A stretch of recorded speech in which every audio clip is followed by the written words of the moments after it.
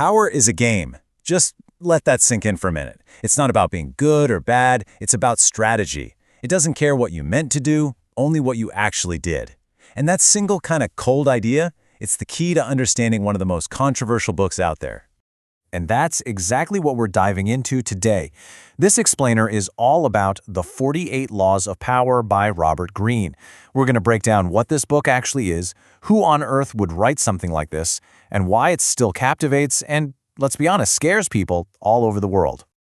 So, what is this thing, really?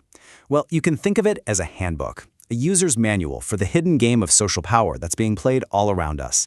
It doesn't treat power like some, mystical force. Nope, it treats it like a skill, something you can learn, practice, and get really, really good at. And look, this isn't just some modern self-help fluff. The whole authority of the book comes from its foundation, which is 3,000 years of human history.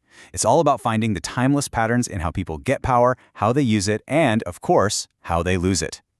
The scope here is just huge. I mean, we're talking about drawing lines between totally different times and places, from the courts of ancient China to the scheming politics of Renaissance Italy.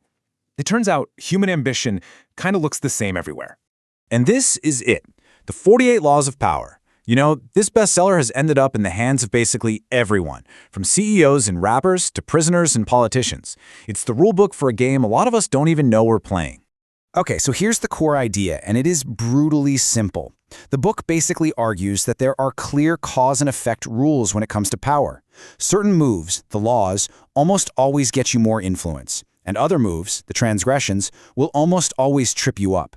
It's really as pragmatic and amoral as that. And where does this wisdom come from?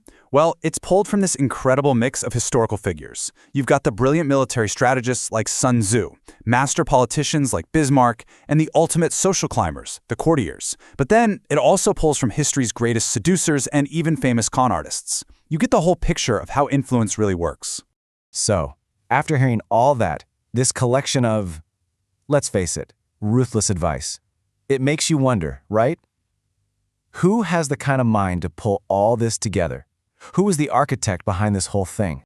Well, the man behind the laws is Robert Greene, and his background is just as interesting and varied as his sources. When you hear about it, you'll see why he was kind of the perfect person to write this book. For starters, he has a degree in classical studies, so he was steeped in all the foundational stories of our civilization, the ancient histories and dramas that really get to the core of human nature. Then he worked as an editor at Esquire magazine. That put him right in the middle of modern culture, and it taught him how to take big, complex ideas and make them sharp, snappy, and engaging. And finally, he was a playwright. And this part is so crucial. A playwright has to understand what motivates people. The deceptions, the hidden desires, that gap between who people pretend to be and who they really are. This mix of the ancient, the modern, and the dramatic gave him the perfect lens to see the world this way. So how did this guy with this wild background actually end up writing the 48 Laws of Power? Well, the story of how it was created is just as fascinating as the book itself, and it all starts in Italy. Greene tells the story himself. He says, "It was in the scheming world of Fabrica that Juste and I saw the timelessness of Machiavelli, and from our discussions in Venice, Italy, this book was born." I mean, you can just feel the atmosphere in that quote, right? Scheming, Venice, it's perfect. And here's the timeline of how it all went down. It kicks off in 1995. Greene's working at this art school in Italy called Fabrica. He meets a book producer, Juste Elfers. They start talking and get excited about this idea of a modern version of Machiavelli's The Prince. Just 3 years later, in 1998, the book comes out, and, well, the rest is history. So what's the real takeaway here? Why do people even read this? Well, the book is controversial because it just refuses to tell you what's right or wrong. It's often described as a defensive guide, a tool to help you see and protect yourself from the power games happening around you, whether you like it or not. The point isn't to become a monster, but to become a realist about how people operate.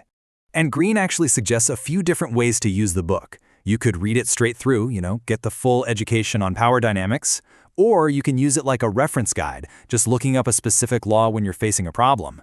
Or, and this might be the most powerful way, you can use it to look back at your own life, to analyze your past mistakes and finally understand where you went wrong.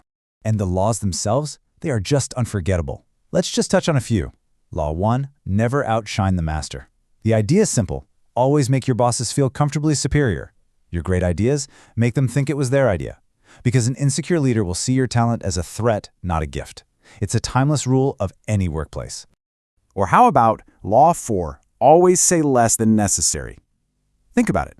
The more you talk, the more likely you are to say something dumb, and you seem less impressive. Powerful people, they impress and even intimidate by saying less. Silence makes other people nervous, right? They'll jump in to fill the silence, and in the process, they'll reveal everything you need to know. And let's end with one that's more about you. Law 25, recreate yourself. Basically, don't just accept the role that society or other people hand you. Instead, you get to forge a new identity, one that gets attention and never ever bores people. It's all about taking control of how the world sees you. At the end of the day, the book's message is that these power dynamics are everywhere. They are timeless, they're in our offices, our families, our relationships. The game is always being played all around you. So the only question the book really leaves you with is, are you a player or are you a pawn?